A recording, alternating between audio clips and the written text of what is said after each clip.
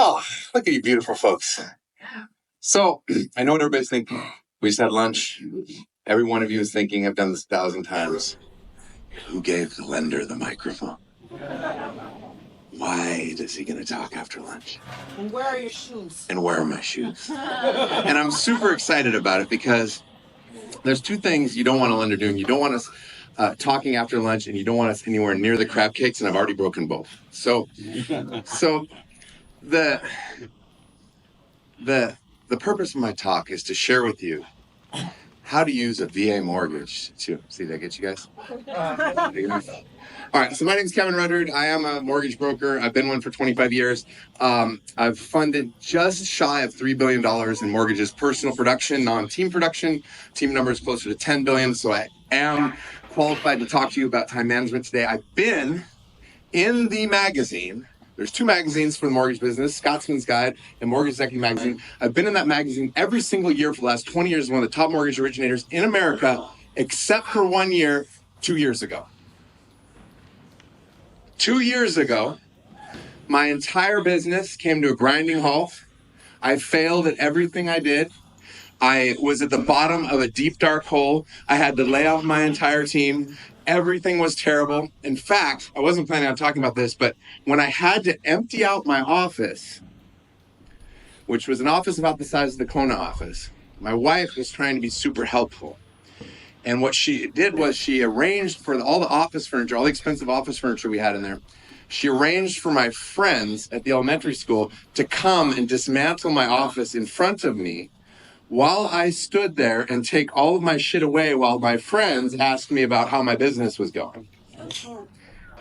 That probably was the darkest moment in my life. And it was just, I remember sitting there watching my friends load up a truck with like all of my office equipment.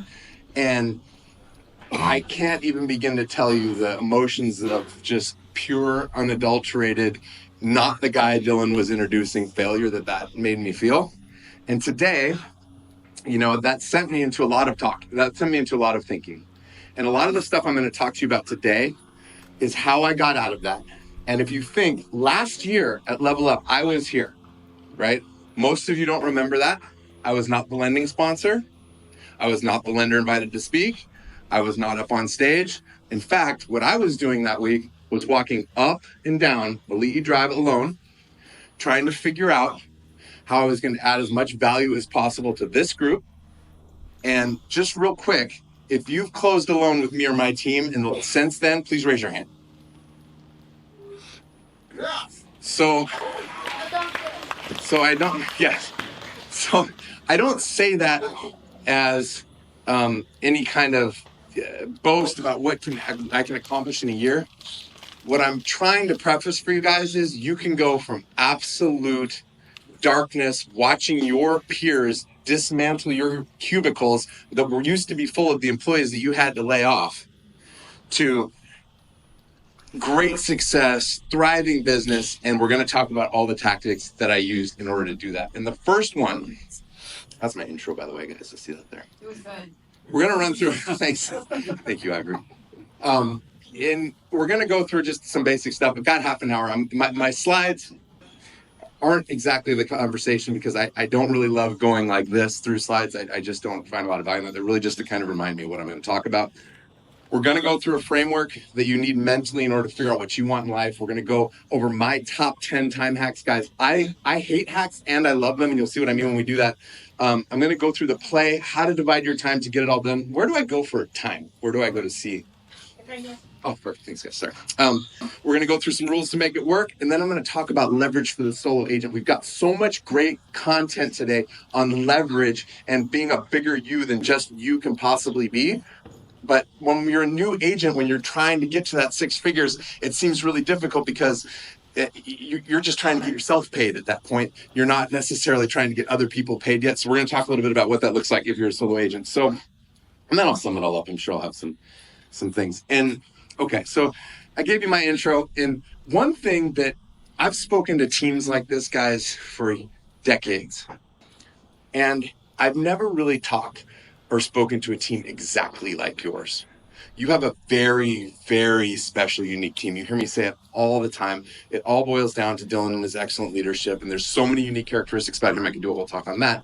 But one thing that I think a lot of people in this group may be missing is that a lot of your peers in any industry, the people you grew up with, the people you know, anybody who is your peer, they spend their entire life looking, and it could be your parents, they spend their entire life looking for an opportunity that will reliably pay them 6 figures a year. All of us know people spending their entire lives doing that. And most of the people in this room, at some point in their life, have thought about finding a reliable opportunity that makes them 6 figures a year. Well, guess what? Everybody in this room has found that opportunity. It exists here. I know it's very easy to say, is this bullshit? When are they going to sell us candles? When are we going to have to go to multi-level marketing? When is this going to become a religious affair? It's none of those things, guys, but it is a simple working business that any high school or non-educated person that can talk to people, if you can just run a play predictably over time, can have success. So what happens, though, is a lot of people have realized they've discovered this opportunity. They know they're here. They know it's for them. They want to stay, but they keep habitually looking for their $100,000 opportunity, even though they've found it. Instead of, if you've heard, and guys, you've heard little bits of my speech in literally every speech that's happened so far today, instead of just embracing the $100,000 opportunities in front of them and running the play. It's okay at some point to stop thinking about what you need to do to achieve success, because success isn't a mountaintop. Success is progression towards a goal. If you are making progress towards a goal, you're successful. Success isn't standing on top of a white BMW with gold chains on Instagram. Looks great. I'm happy to do it. But success is progression towards a goal. And it's hard sometimes to just surrender and say, this is the program. This is the direction. I surrender to it. What's the play?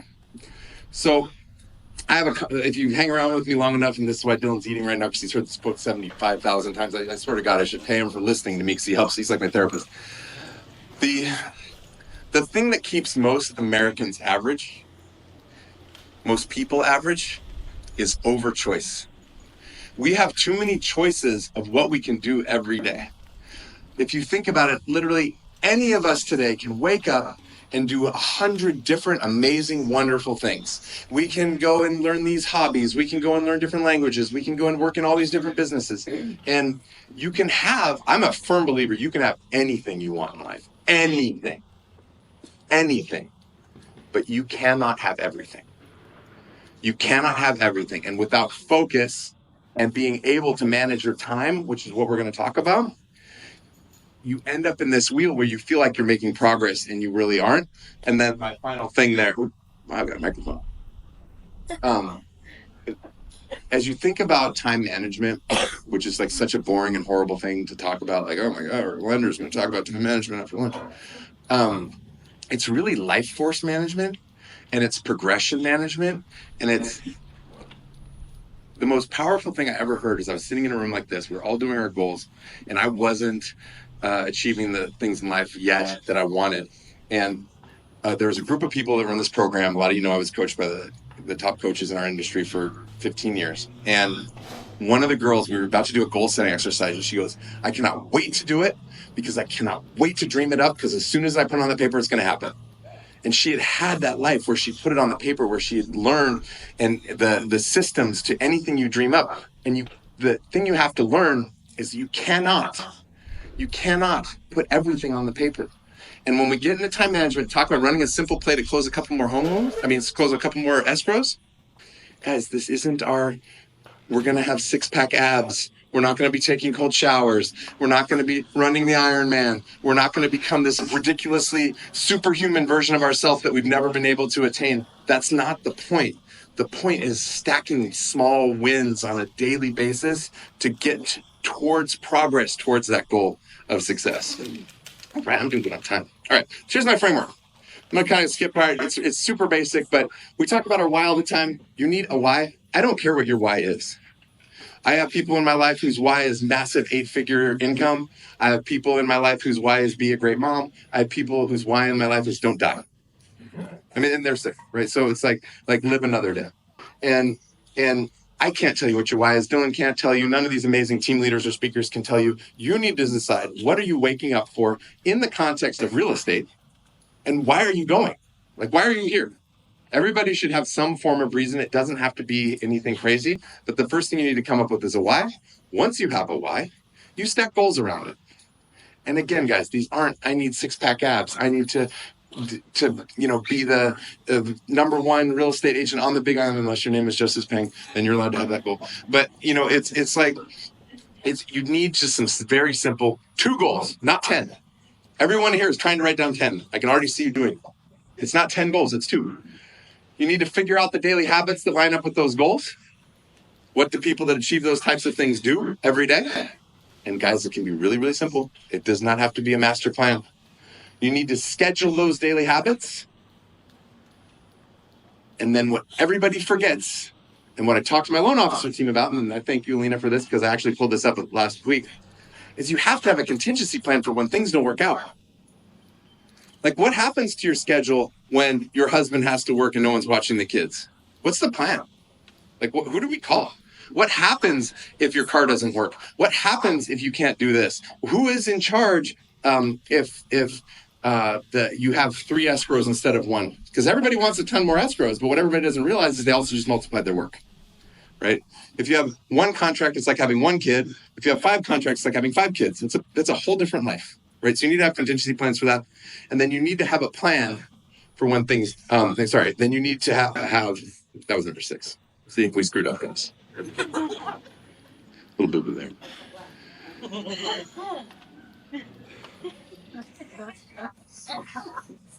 Some of you think that stress is sexy. That it's like a badge. Like, oh, I'm so busy. Like, guys, busy is the new stupid.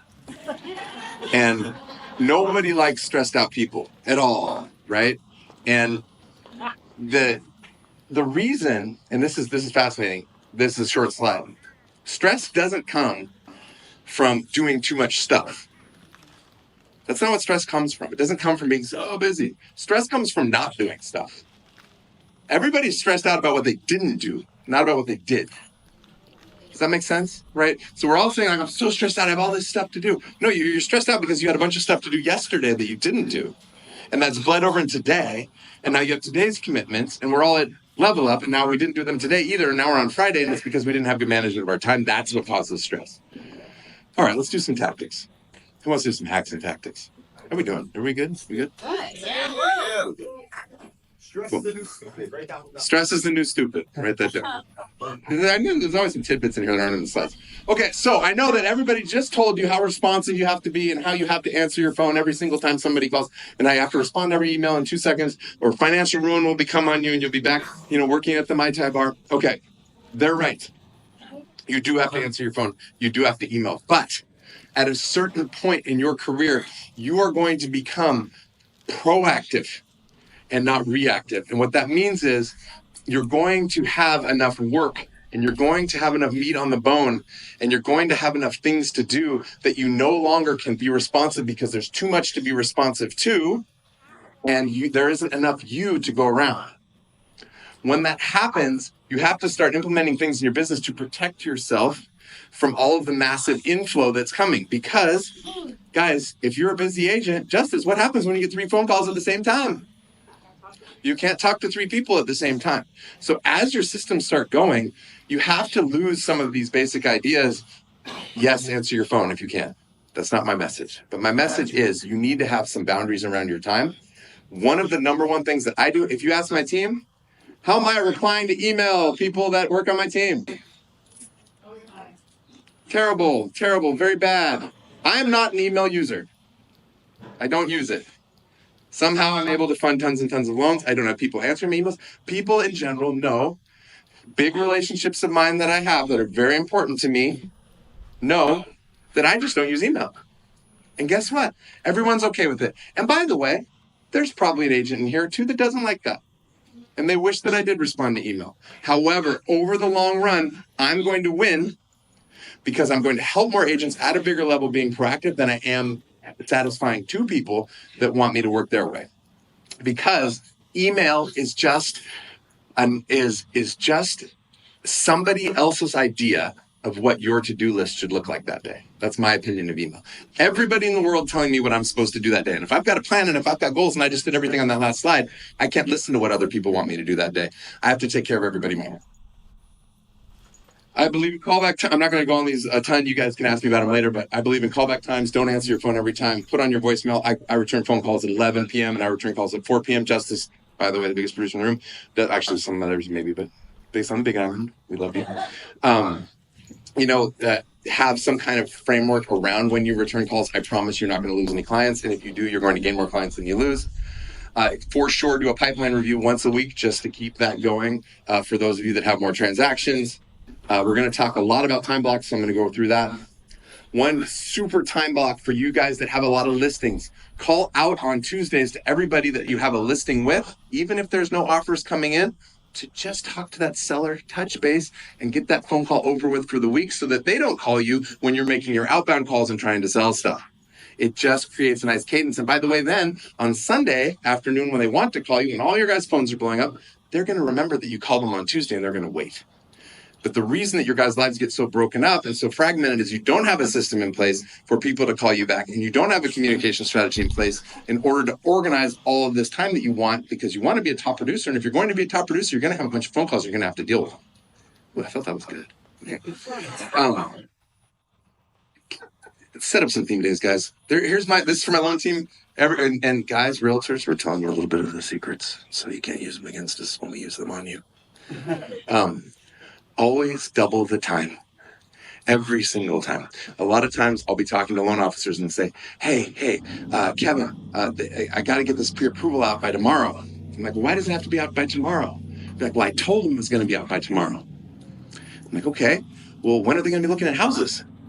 Well, this weekend. I'm like, well, it's Tuesday. So if they're not going to look at houses, they don't have pre-approval till Friday. Why don't you give yourself till Friday and then give it to them till tomorrow and be a hero?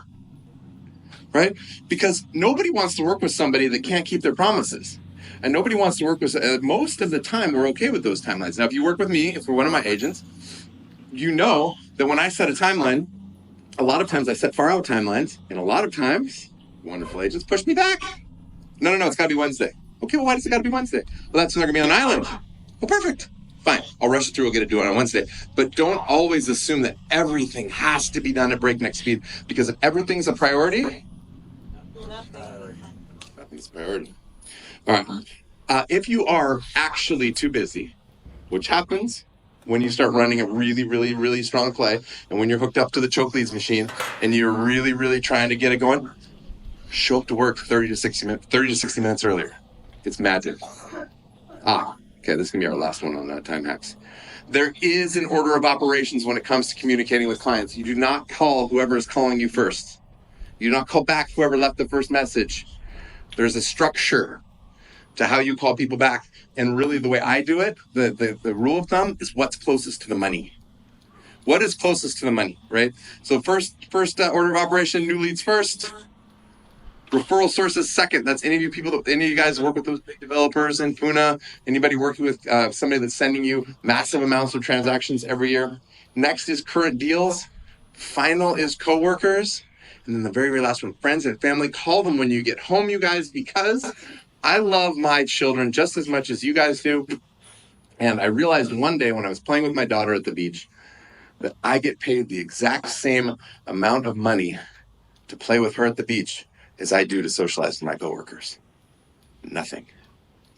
And if I'm going to be getting paid for nothing for something, I'm going to be doing what I want to do.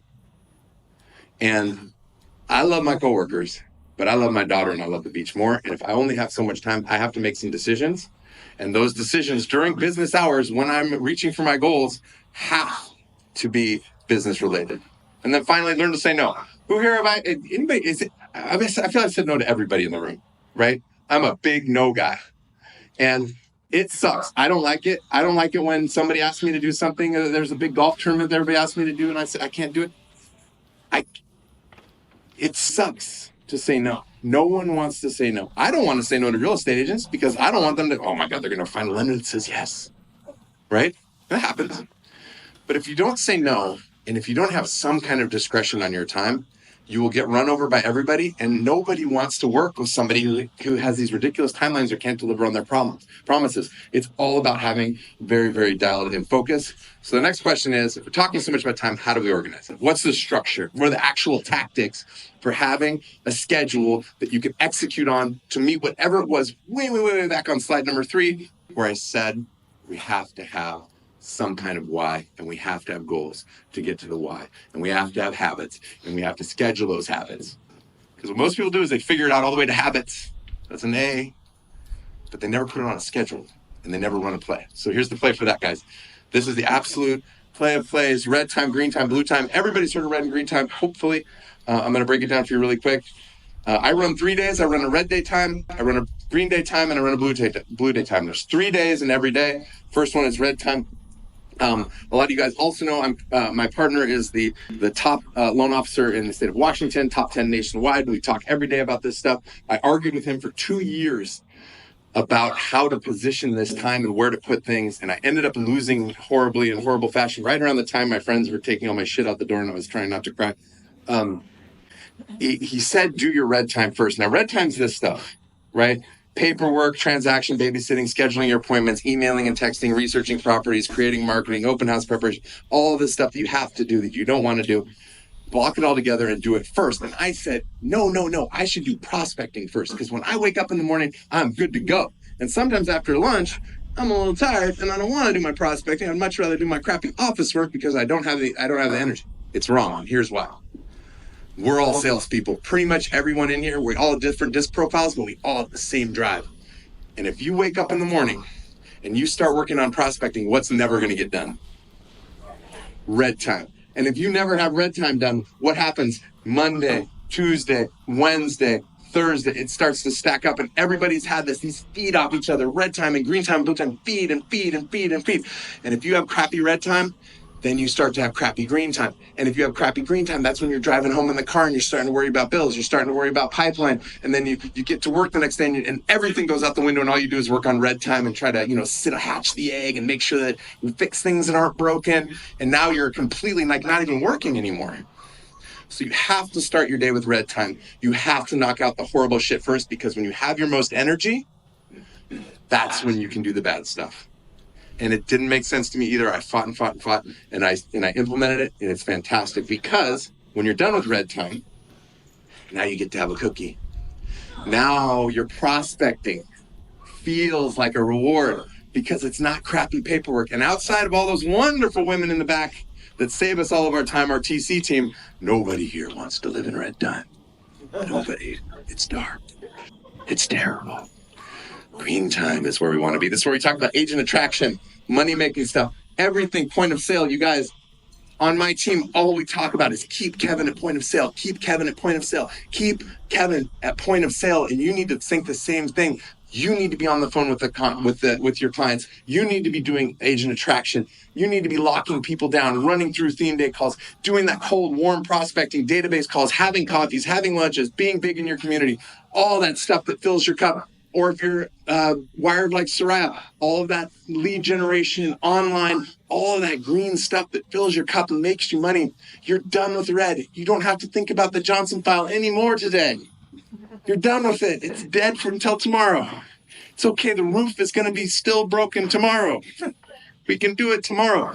That's your green time, and that's where you feed it. Now, you've gone to green time.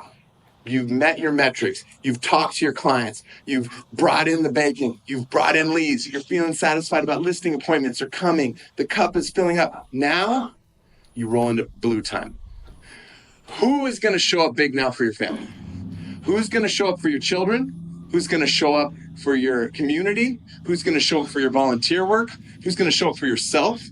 Because once you've knocked out all that awful red time, I can tell I really like it, and you've gone through green time and you are a champion, now you can get into blue time, guys. This is your 6 p.m. to 12 a.m. This is where you're spending time at Bible study. You're spending time with yourself, your family, your friends, and you don't feel guilty, and you don't feel weird, and you don't feel like you didn't get a day accomplished, because you did every single thing you know you need to do to be successful. And guys, this is the definition of success. Slowly moving towards a goal that you've set. Success isn't the final result. It's the slow path, the consistent daily wins, the tiny little things, the little bit of green time, the little bit of check marks that lead you into that huge life. And when you show up for blue time, you're helping the kids with the homework. You're big on date night. You're funny. You're together. You know, you brought home a little snack for people to eat because you know this is where you're building your big life and you know you're making your progress. And guys, this is also where, when I said at the beginning you can only have 2 goals, you can really only have a couple. Because if no one puts, like, be a great dad isn't a SMART goal, or be a great mom, or be a big partner, or do great work for the people that have, mental health issues, or whatever it is that's important to you. Those things aren't really going up on the goals list, but you're never able to do them if you're so busy trying to do this giant job that really is way past of your ability to execute when you're first getting started. When you're first getting started, you're going to have failures. You're going to miss a couple soccer games. You're not going to show up great at blue time, right? And you're going to do a lot of things that you don't want to do in order to stay disciplined. But splitting your day up into red, green, and blue, protecting those things at all costs, is how you make it work. All right, let's go through some rules to make it work. I'll bounce around a little bit. I've got 3 minutes and 30 seconds to go. All right, so making things work, always, I can remember 2 things from this part of the presentation. Be as close to the money as possible. Always stay at point of sale. Hey, Natasha. She's paying so much attention. Prioritize revenue producing activities. That's exactly what that means. Time blocking key activities. Guys, you have to put little schedules together. When you start, don't go crazy. Don't make this undoable calendar that, would represent the highest level of you that you've never attained times 10. This is what everybody does. It's like when you ask a salesperson how much money they make. We all calculate how much money we make. We take our best month ever, multiply it by 10, and then multiply that by 12. That's how you find a sales. So it's the exact same thing, right? So use theme days, guys. Theme days are basically just having a high level thing to do. Like on Mondays, I call agents. On Wednesdays, I call pre-approvals. Just have a very high level task of what you should do. Batch similar tasks. That's huge for me. Like my wife knows if she goes to the market and doesn't fill up the car, I go crazy. Because it's like, and it's probably not a good husband. I should probably look at this in my blue time, but it's like you were at the gas station already. It's next to the market. That's why they put it there. So you can batch your tasks. It's a small one. I know. Wives, please don't hate me. Create structured recurring tasks. That's the same thing. Realistic time limits, guys. This one is so big. It's like Dylan's, what you can do in a year, right? You overestimate what you can do a year. You underestimate what you can do in 10. Like, things take time. It took me a full year. It actually took me longer. It took me 2 full years to climb out of, from where I was in order to get to this stage. It doesn't seem like a long time, but it's going to take how long it takes. Manage interruptions, build in your breaks. You always need breaks. Everybody knows that. Oh, never reduce green time, ever. If you need more red time, show up to work an hour earlier. Don't negotiate with yourself. That's Kobe Bryant. Ask me. I've got nonstop Kobe Bryant quotes. Dylan knows. He gets them DM'd. He doesn't respond. Don't friend me on Instagram. All you're going to get is Kobe Bryant. It's just the way it goes. And then you do need to have a start and end time to your business day in order to keep yourself super organized. Okay, so I'm going to skip through a little bit of leverage for the solo agent and get to so Dylan has a 1% rule. We've all heard it 1,000 times. If it's 1% problem, I wrote obey the 5% rule because I think honestly we should ignore 5% of the problems. But when I was sitting here thinking about it, I think it's like a 25% rule. Like I really think that it might even be like 80%. Like most things that get brought to me on a daily basis do not matter. If they never were dealt with, nothing bad would happen. So really, really be careful about what you devote your mental energy to. And then I'll leave you guys with this real quick. Like, the only thing that matters, if your goal is to be a great salesperson, if your goal is making money in this game, it's not everybody's in this room, I know that. But if it is your goal, if I ask who wants to make big dollars in here, everybody's going to raise their hand, but only a few people are going to do it. This is the question that you have to ask yourself. What is your current sales output? Not how many meetings you attend, not how excited were you at Level Up, not what does your business plan look like, not how many hours have you spent studying the contract. And these are all important things, but your daily mission needs to be, what was my current sales output today? What does it need to be to meet my goals? And does my lifestyle put me in a position to win? 1, 2, 3. Because if you're really serious about business, those are your questions. And my final point is, that's my number. And we talk so much about scalability and efficiency and all this bullshit. And I think that when you start to get results with this stuff, when you start to really, really, really, really grow, things start to get really impersonal and start to feel really scaled to people that work with you. And there's people in this room that think I feel really scaled to them, right? And as soon as you start acting like the president of the United States and nobody can reach you and you can, and everything has to be tactical and everything has to be in my green time and all the things I just explained to you, you're dead. And always think of it as the Taylor Swift rule. We all know Taylor Swift can't go to every kid's birthday party. But we all see on social media Taylor Swift at a little kid's birthday party. And why is it so impressive when we see her doing something like that? Because we all know she doesn't have the time, and we all think she's too important for us. So the whole reason, and we all know it's completely not scalable. But everybody thinks it's so special because it is not scalable and they're doing it. So this is my phone number. It's completely not scalable for me to have all of you guys call me and all of you guys text me and ask me questions about this. But I want you to, because you all mean so much to me. You guys have been all so critical in my comeback. And most of you will never know the complete story of how grateful I am to be up here. But you are a fantastic group. I'm dedicated to all of you. I will do anything I can to help you all win. I really appreciate your time.